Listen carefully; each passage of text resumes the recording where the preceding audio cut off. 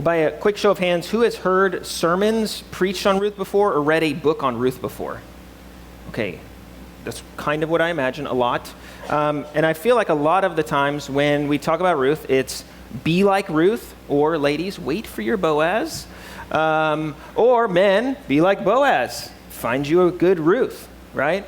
And I feel like, we'll get into more of them in the next 3 weeks, but when we read Ruth, and we do this a lot with the Bible, we like to put ourselves as kind of like the good guy in the story, right? Or the good lady, and go, oh, I'm Ruth. I can be like Ruth. I should be like Ruth. But what's fascinating, though, is as I was studying this, especially the first chapter, I found myself in Naomi a lot. I don't know if y'all have ever read Ruth before through the lens of Naomi, but this is actually, it's named Ruth, but the story's about Naomi. It begins with Naomi losing, and it actually ends, even when Ruth has a child, it says a child's been born not to Ruth, to Naomi. It's interesting. It's actually a story about Naomi, even though Ruth plays a very central piece, and she's obviously a greater model of faith here. It's really about Naomi. It's her story. And we think about Ruth, and I debated reading the whole book, and it only would have taken 10 minutes or so, but part of me wants us to, it's very intentionally and artistically told in kind of 4 acts that break itself up into the 4 chapters we have. So I kind of want to just leave chapter 1 as chapter 1, because I think a lot of us, again, we identify with Naomi. I think we have a lot more in common with Naomi than we think. All of us have faced crisis before, whether it's something like a worldwide pandemic that shuts everything down and messes up all of our businesses, or back in biblical times, a famine, or losing loved ones near us, just out of the blue, and then losing another one, and then losing another one, and then being hungry, and then not knowing, God, what are you doing? Where is your love? Where's your kindness? What's going on here? I don't know if you've ever found, but the way I read, this is chapter 1, the first reading, it's really depressing. It's really heavy. And it's written in a way to help us feel the weight of what Naomi's going through, to kind of go, hey, that's life sometimes. And we can try to respond well, but I feel like more than not, at the end of the day, we're left with just nothing but questions. We're like, God, what are you doing? Where are you? What's going on? Is another shoe about to drop, or is this going to turn around, or just what's going on? And I feel like that one question just keeps coming back over and over and over. What is God doing in crisis? In times of crisis, what in the world is he up to? And I think Ruth 1 actually shows us, kind of gives us a little peek behind the curtain, especially when we know what happens in the rest of Ruth. We get a little peek behind the curtain as to where is God and what is he doing? So what I'm going to do is just break this up kind of by the scenes of this first act. And the first 5 verses I want to look at first, because this is where we see, where is God in crisis? Where is he in a time of just chaos and crisis? And this seems like a very introductory paragraph, right? Those of you who read stories a lot, you're all right, we're getting the characters, the setting, here's all this background information, got it. I'm ready for the story now. But there's actually a lot jam-packed just in these 5 verses that a lot of us would just skip over. Even the first phrase, in the day when the judges ruled.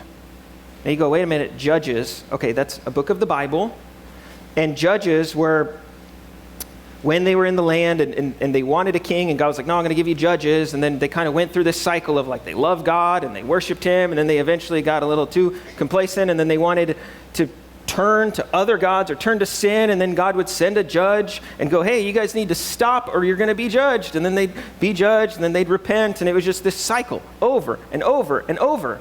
And then if you flip back 1 page, look at the last verse of Judges. Judges 21, verse 25. This is the summary of the book of Judges. In those days, there was no king in Israel. Everyone did what was right in his own eyes. You're like, sheesh. That's not the ending that we want. Well, that's the time when this is happening, right? And so then a famine comes, which we see in the days of the judges. When the judges ruled, there was a famine in the land. There's a famine. In what land? In Bethlehem. right? And Bethlehem, you'll find out very quickly, whoever wrote Ruth is very interested in what names mean, because Bethlehem literally means the house of bread. So he's like, hey, the house of bread is empty. There's a famine in the land. And so what did they do? A man and his wife and his 2 sons, they went to Moab, which means a walled city or a fortified town, which is kind of the opposite. You know, you have a picture of a bread. So they're hungry, and they go from the bread basket to basically a vault. And you're like, what's going on here? What are they doing? And then it goes from this general, like, here's this guy with a wife to, no, I'm going to give them names and faces. And you're going to get to know their story. Look at verse 2. He gets specific. There's a man named Elimelech, which means God is my king. We'll come back to the significance of that. And the name of his wife is Naomi, which meant pleasant. They were the ones that did this. Now, if you've read the Bible up to this point, you read Genesis, Exodus, Leviticus, Numbers, Deuteronomy, Joshua, Judges, you're like, wait. They went where? They went to Moab? That's not good, right? If you remember, when we were in Genesis 19, when Lot had that horrible experience with his daughters where you can go back and listen to that sermon or read it later on your own time, but not good things happen, and the children that were produced by him and his daughters became Moab. So they were birthed out of incest and iniquity. Not really, this is the cousin of Abraham, but then Moab came forth there, and then as you keep reading on and you learn more about Moab, when God's people came and they were going towards the promised land, they said, hey, we need to pass through Moab, and Moab was like, you're not coming through here. In fact, if you read Numbers 21 or 22 to 25, you'll see not only did they not allow them to come through, but they also had the women of Moab try to seduce the men of Israel into ungodly acts that ultimately led to their judgment. These were not great people, which is why in Numbers 25 it says that they were excluded from the temple, like from the assembly of God. No matter what happened, Moabites could not come in because they were so wicked and so evil. And even back in the book of Judges, most recently, the king Eglon, he oppressed the Israelites. And so you're kind of like, why are they going to Moab of all places? Of all places. Well, they go there, and they bring their 2 sons, whose names literally mean sickness and dying. And you're like, all right, I think I know how this one's going to end. Right? But they take Moabite wives, which Moabites were known for their gods. They were known for worshiping false gods. And so you're like, this is not, like just the first 2 verses, I'm like, this is not a good start to a story. I don't know how this is going to end, but like reading Judges, that kind of ended on a sad note. And the way that Ruth's starting, it's not getting much better. It's not getting much better at all. And so I want you to notice one more thing too. In verse 1, it says they went to sojourn in the country. And then at the end of verse 2, it said, and they remained there. And then we find out in verse 4 that they actually were there for about 10 years. So it was this like, hey, we're just going to go get some food, make our way back. To like, no, we're actually going to plant down roots. We're going to stay here for a decade. They're kind of just like, maybe that Bethlehem chapter's closed. It's done. And we're here to stay. And tragedy after tragedy after tragedy happens. Right? There's famine. Then Naomi's husband dies. Then her sons that she probably wanted as much as she could to follow the Lord, they take wives from the most ungodly country or ungodly people group that follow the most ungodly gods. And then they die. And then now she's left and she's just like, what in the world? Now she's left burying her husband and her sons in a foreign land, which we learn elsewhere. I think it's in Amos, where it says that that's the ultimate form of punishment, being buried in a foreign, pagan, godless land. Try to just put yourselves in the shoes or in the sandals of Naomi. And when you read these 5 verses, there's one character that's nowhere. At least in black and white. we don't see God mentioned anywhere. We don't see God mentioned anywhere here. And in fact, the way that Ruth is written, really most of the mentions of God are through the character speaking. The only one mention is in chapter 4 when, spoiler alert, Ruth gets pregnant. Okay, we'll get there. But the narrator's like, no, God was the one that opened her womb. I want you to know that. But everything else, it's all just the characters are saying it. And so you're left kind of going, where is God? And you're like, well, actually, he's everywhere. How is he everywhere? I mean, there's famine, death, exile, godless women, more death, more famine, more sorrow, more shame, more pain than anything in the world. Where is God? We'll see it unfold in the rest of the book. But I want you to just know this. As you read all of these details, I want you to just know, because it's going to be helpful as we continue journeying through not just the rest of the chapter, but the rest of the book, is that this is no accident to God, right? God is not in heaven going, oh no, poor Naomi, I can't believe that this is all happening to her. Quick, guys, we got to draw something up and do something. It's not what he's doing at all. God has not lost an ounce of control in all of this. Now, I understand that brings us to more problems. We'll get into that in just a second. But if you see one thing in these 5 verses, is that you have to know that God sovereignly orders everything. Everything. He's the creator. He's the ruler. He sovereignly orders. Sovereign means he's just powerfully over, and he is ordering every single thing that happens, even hardships, even loss, even famine.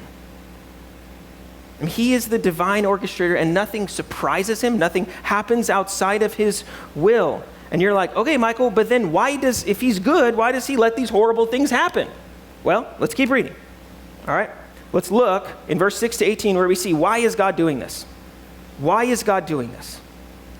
So Naomi hits rock bottom, right? She loses everything except 2 daughter-in-laws who honestly probably added more shame to her life than being in her life than not, just given the dynamics of Israel and Moab. She hits rock bottom, and then we read this in verse 6 and 7. Then she arose with her daughters-in-law to return from the country of Moab, for she had heard in the fields of Moab that the Lord visited his people back in Bethlehem and gave them food. So she set out from the place where she was with her 2 daughters-in-law, and they went on the way to return to the land of Judah. I mean, this is the first time we're kind of seeing movement or action in the story. This is where the book's plot kind of starts moving towards, well, its plot, right? And ultimately, it's redemptive, just beautiful. God sovereignly orchestrating all of this beautiful end of redemption, which is so much better than Naomi had even before the famine hit in verse 1. And so you say, okay, what's important here is that, I mean, we see 4 or 5 different verbs just in these verses. She set out, she went on, she wanted to return. Twice that word return comes up. In fact, return is one of the most common verbs in this whole chapter. It's all about return, return, return, return, return. So why does God do this? God sovereignly orders everything, verse 1 to 5, so that we might return. And that's what we see. And we'll see this in the rest of this interaction between Naomi and her daughters-in-law. But God sovereignly orders everything so that we might return. If you're taking notes, you'll find out all 3 points will ultimately make one big sentence, all right? So God sovereignly orders everything so that we might return. I mean, all these things God allowed so that it might bring Naomi to a place where she comes back. And as we'll see, especially in Naomi and Ruth's conversation, this geographical movement is much more than geography. You have a lot of spirituality at play here. And you go, okay, she returned, but Michael, you just heard Austin read that. It's a pretty depressing return. She doesn't come back skipping and singing. She comes back weeping, wailing, angry, bitter. And I'm like, yes, for sure. But let's just look at what she says, right? So she pleads with them. So they're walking out. Naomi's got her 2 daughters-in-law. They're probably far enough out but not too far, where she's like, hey guys, if y'all need to go back, go for it.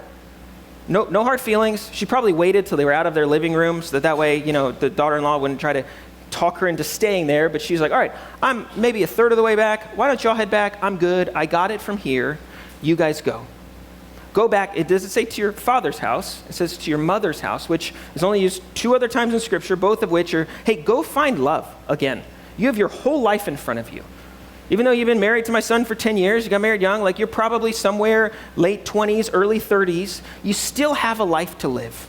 Go. And they're like, no. We're going to stay. And then Naomi gets, I don't know if sassy's the right word, but she gets a little kind of silly with like, all right, just think this through, guys. If I were to go get pregnant tonight, which she's old, probably would not have happened, but she was like, even if we got going on this now, are you going to sit around and wait 15, 20 years for my son to grow up and you marry them and then have a kid? I mean, I'm not a spring chicken, but by then you won't either. And that's kind of what she's saying. Like, notice how ridiculous it would be for you guys to come with me. You're giving up your future. You're giving up your family line, which back then was so important. Obviously, she felt the shame of her family line dying, but she had the concern for the two of them. And then Orpah was like, you know what? Naomi makes good points. I'm going to kiss you, give you a kiss, see you later, love you. And she leaves. It says, but Ruth clung to her. And Ruth stays. And I mean, Naomi has the lowest expectations of reality, the lowest expectations of God. I mean, she's just totally down in the dumps about all of it. And what's funny is that the irony of all of this, and what we see, especially in Ruth's kind of staying with Naomi, and even her response to Naomi after Naomi's like, no, please, Ruth, go. What we see is even though Naomi's the one returning to Bethlehem and Ruth's just coming along with her, Ruth is actually the model of faith here. She's the one that has more faith in the God of Israel than Naomi does. And so Naomi says, no, Ruth, you need to go back. Go back. Look, your sister's done it. It's okay. I'm not going to be mad at you. But what's fascinating is in verse 15, she says, see, your sister-in-law has gone back to her people and to her gods. That part right there. That's when Naomi acknowledges it, and Ruth, the way Ruth responds, she also acknowledges this. This is a lot more than geography at play here. There's a spiritual aspect here. And I mean, Naomi kind of seems careless. We're like, hey, just go back to your way of life. Go back to your people, go back to your gods, just return. And Ruth's like, no. The last 10 years, I've been learning about the God of Israel. I'm not going back to those false gods. I'm not going back at all. And Ruth's first words we have recorded in Scripture, some of the most famous in the whole Bible. In fact, this was the Bible verse I was working with the kids on this week, where she basically is like, hey, stop trying to convince me to leave. Nothing you say is going to work. And then she famously says, for where you go, I will go. These are the hand motions we do with Harper. Where you go, I will go. And where you lodge, I will lodge. Your people will be my people, and your God will be my God. I mean, that's so much more than just like, hey, no, I feel bad for you. I'm going along with you. She gets really deep down to the core. At the center of what she says, your God will be my God. And then she even goes on further and says, it's not just I'm there till you die. Even after you die, let me be buried right next to you. This is beyond our lives. I mean, I am not leaving no matter what. And then she says, may the Lord do so to me and more also, if anything but death parts me from you. I mean, that's a pretty compelling speech, right? It is. I mean, Naomi goes, well, I got nothing else. It says, when she saw how determined Ruth was to go with her, she said no more. She was silenced by Ruth's devotion, by her, a word that's going to come up a lot, her chesed, which is the Hebrew word for God's grace and his love, his loving kindness, his steadfast love, his expressions of kindness towards his people. It's not just love in the background, that's our foundation, but it's no, I want you to know I love you. That's his steadfast love. And that's what Ruth is giving Naomi here. So as we walk through all of that, right? And what's funny, we'll see in a little bit, is that Naomi actually doesn't really get less, or she doesn't get more optimistic when they get back. She kind of just stays in this very low state, which kind of casts a shadow on Ruth's speech. And so we read this, and I remember asking friends, pastors, other ministry leaders, I'm like, so is Naomi a good example or a bad example? Like, should we do this or not? And I think what I realized, talking with other people and reading it more, it's like as sad as and depressing as her speech and her return is, it is a return. It's imperfect, but it's something, right? I mean, you read these passage and her faith is just holding on by a thread, but it's holding on by a thread. And a thread is plenty for God to do, right? Plenty for God to work with. I mean, she is ready. I mean, just everything with it. It's almost like she has low expectations of reality, low expectations of God. She's expecting maybe this is judgment, which is what she says, like God has ruled against me in the court of law. He's made me bitter. I mean, she's angry at God, but yet she still returns. She still returns.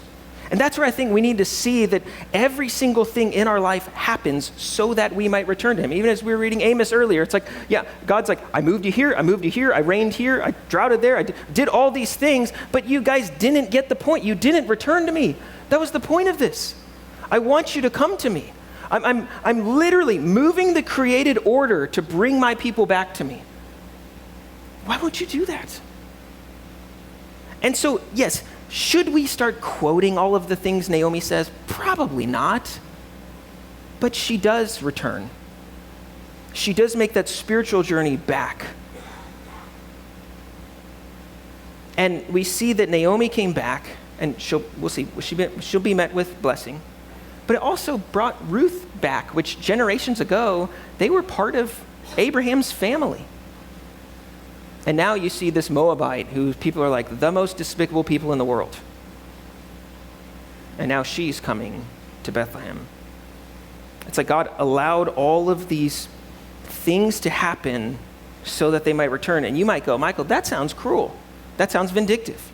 That sounds like God's just a puppeteer in heaven, not caring about the emotions of his people, just going, hey, I'm going to accomplish this end and I'm going to do whatever it takes. Now, we'll see in the last couple of verses that's not true. Because a good, loving, holy God is not in the business of just glibly using family members as pawns in a game of life to win. That's not what God is about. I mean, we don't have just a passive God going, well, I'm going to allow this or I'm going to vindictively do this. But no, what the God we see in the scriptures is so much more kind, so much more loving, so much more merciful. So let's get to the last 4 verses or so. Because I think this is where, if you're wondering, is God a heartless puppeteer? All right? Look at this. The last, paragraph or 2. Verse 19 to 22. This is where we see, right, Naomi comes back, her misery hasn't lifted. I mean, the shame we see in verse 19. The 2 of them went till they came to Bethlehem. And when they came to Bethlehem, now again, remember, this is a Moabite widowed woman accompanying somebody who left with a husband and 2 sons. They probably had a really nice Christmas card when they were leaving Bethlehem. And now she comes back. She doesn't even look the same. Her husband's not with her. Her kids aren't with her. And now she's got some Moabite woman with her. And so it makes sense. The whole town is stirred because of them. And they're like, wait a minute, isn't that Naomi? I mean, you could just hear the whisperings happen all across the town. And then she says, don't call me Naomi. Don't call me pleasant. Stop. Call me bitter. Call me Mara. And then she even says in verse 21, I went away full, and the Lord has brought me back empty. The way that's actually constructed in the Hebrew, because they do word structure different than we do. The sentence actually starts with I and ends with God to just show the separation she felt, where she's like, I went away full and I brought back empty by God. And she's like, no, I'm a different person.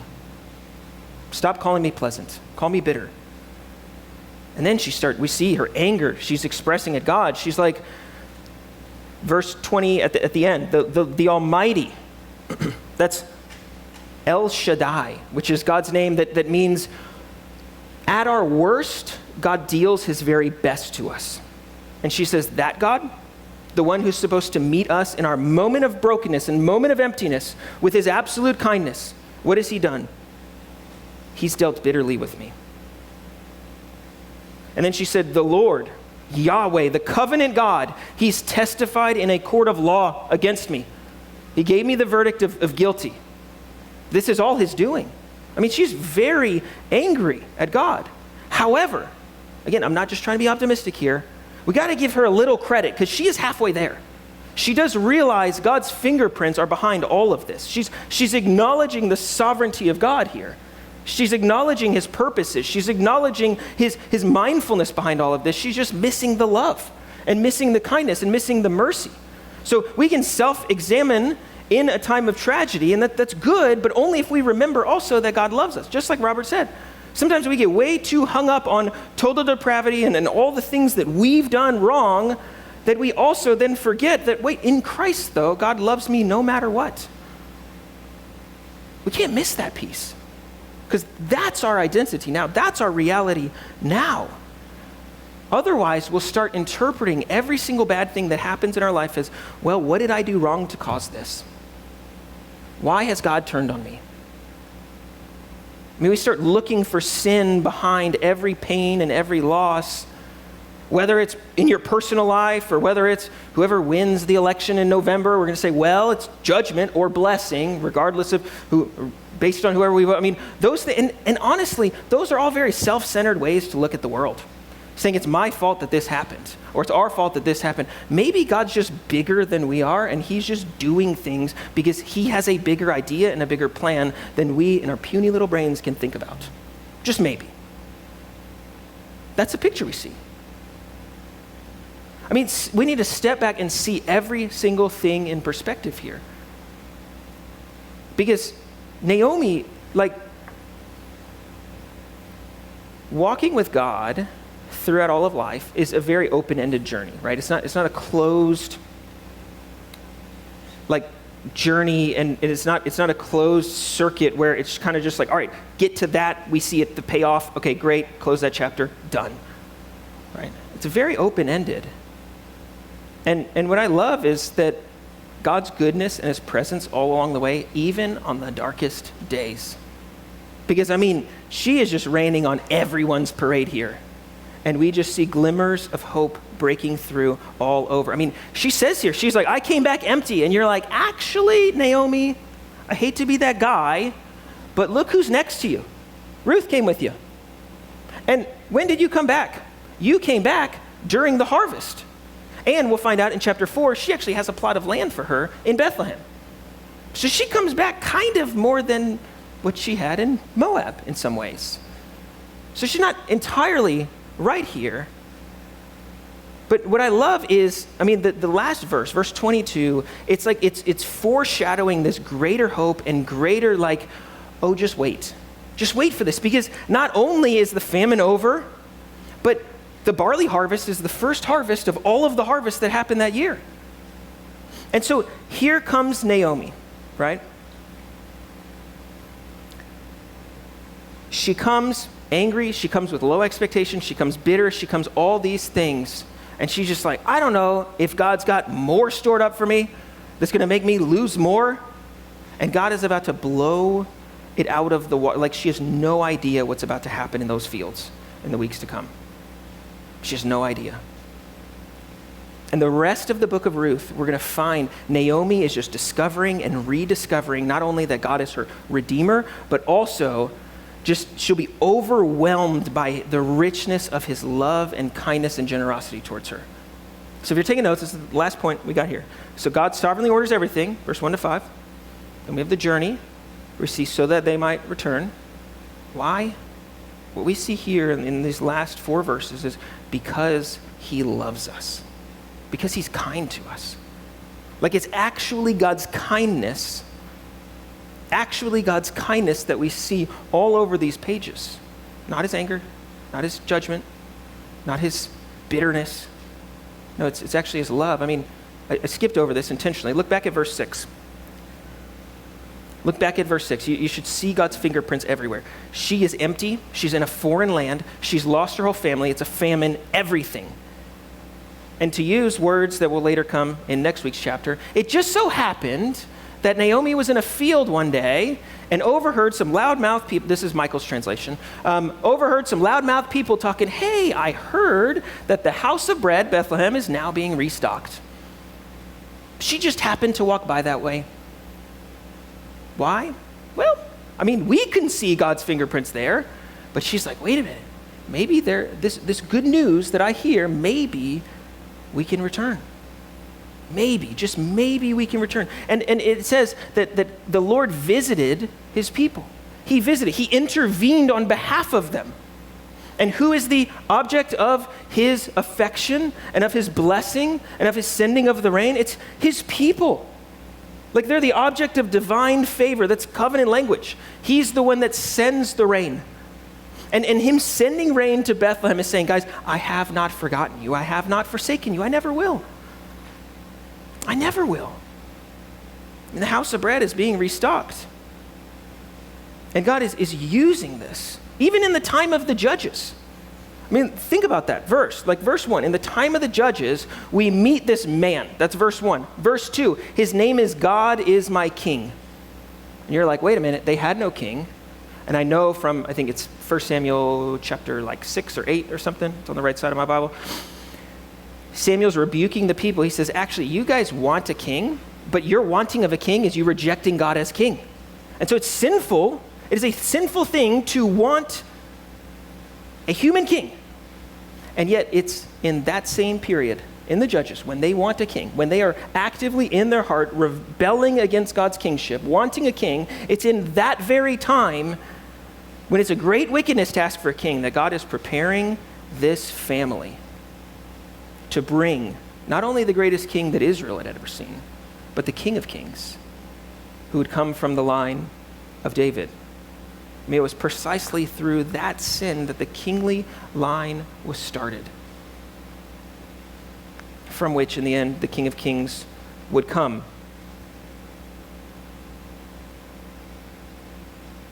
One last thing, and then I'll wrap this up. I don't want us to miss the interworkings of crisis and mercy, right? I think one thing I read this week that I think just beautifully put it, it says, crisis is the glove in which the hand of mercy sometimes occupies, right? It's the way sometimes that's actually how we receive the kindness of God. It's mysterious to us, but it is certain. It is certain. God is not looking at things that happen in life, responding or reacting to those things as if he's caught off guard, or he's like, oh, poor people, maybe I should give them a little bit more kindness to balance it out. No, but it's actually the very sending of that crisis from a good God that is him sending his kindness. You catch that? It's the sending of the crisis from a good God that is actually him sending his kindness. I mean, just like with the fall, you're like, why would God allow Adam and Eve to eat the fruit? We talked about this in Revelation. We ended up better after Christ than in the garden. And that's kind of what we see in Naomi's story. Like her journey to Bethlehem in chapter 1 is kind of over, but her story in the scriptures is just beginning. Not saying it finished perfectly. She doesn't get a husband back. She doesn't get her 2 sons back. Orpah doesn't show up later in the story. Like that doesn't happen. At this point, we're left with an old, bitter woman angry at God and low expectations. But if you've read the rest of the book of Ruth, you know she's in for a surprise. You know that she's in for a surprise, and we will see how she's blessed in the form of a baby. I mean, it's no accident that it's written when Ruth gives birth in chapter 4, I think it's verse 17. She's back at the town's gates, just like she was here, weeping, wailing, angry at God, trying to change her name and cover her shame. And she's with the same women, and they give her the baby, and they say, a son has been born to Naomi. A son's been born to Naomi. So that's grandson, Obed, would then become the father of Jesse, who would then become the father of King David. This is the story where that happens from, right? I mean, she never got to see the full blessing. Maybe she met David. I don't know. Probably not. Tried to do the math. I know they got married young back then, but she definitely didn't see the fullness of generations later, 14 generations after David, the King of Kings would come. She didn't see that in her life. But it wasn't that God wasn't working, and it wasn't that he wasn't being kind to her. And it put her in the genealogy of Jesus. I mean, 18 generations after Naomi, a son would be born in this very town that she returns to. And he would come and actually be blameless and experience greater loss than Naomi had, greater pain than Naomi had, greater hunger, actually would face the full judgment of God for man's sins. And do all of that so that when we return to God, we might have his righteousness and every spiritual blessing. So if you read Ruth 1, if I want you to walk away with one thing, just come to him. I say this all the time, and I'm not just saying this, I genuinely mean it. Like, it doesn't matter where you are in life, how low your expectations of reality are, your thoughts or your feelings towards God. You could be angry, you could be bitter, you could know, God, I know you're there. I don't feel the love. I know you're loving, you say you're loving, I'm confused. You could come with like, I was full and he took everything from me. I feel so empty, I feel so broken, I feel so desperate. You could come pessimistic, you can come bitter, you can come angry, but just come. Just come. Because if you see yourself in Naomi, hear this good news. It's so much better than what she heard in the field. So much better. And I want you to notice that this is a quote I wrote. I couldn't put it on the screen because I don't know how to do graphic. Michelle did all those graphics, so I have no idea how to make things look nice like that. So I'll just read it slowly to you guys. This is what one commentator said, which I think just sums all of this up so perfectly. It says, despite her deep-seated, publicly avowed skepticism about God's posture towards her, he welcomes his embittered child with blessing. That's how God receives Naomi when she comes home. Not, well, I'm bringing the famine back. No, it's just the beginning of the harvest. The Lord's fundamental posture towards Naomi hinges not on the perfection of her turning, but on the perfection of the one to whom she turns. For not even suffering-induced skepticism can separate her from God's love. I mean, that is the beautiful, like, no matter where you find yourself today, no matter what posture, emotions, or feeling, or circumstances you had, no matter how long you've been gone, no matter what you did there, no matter what, like, just come back to him, return to him, be with him. I have no doubt in my mind that God will meet you with kindness and with smile and with a hug and with mercy and grace that you couldn't even count if you spent the rest of your life trying. He's there. He's full of mercy. And yet, by the way, he's eternal. So that means it's never ending. That's who God is. And he will meet you with the very hesed and the very rest that Naomi prayed for for her daughter-in-laws. And so come to him.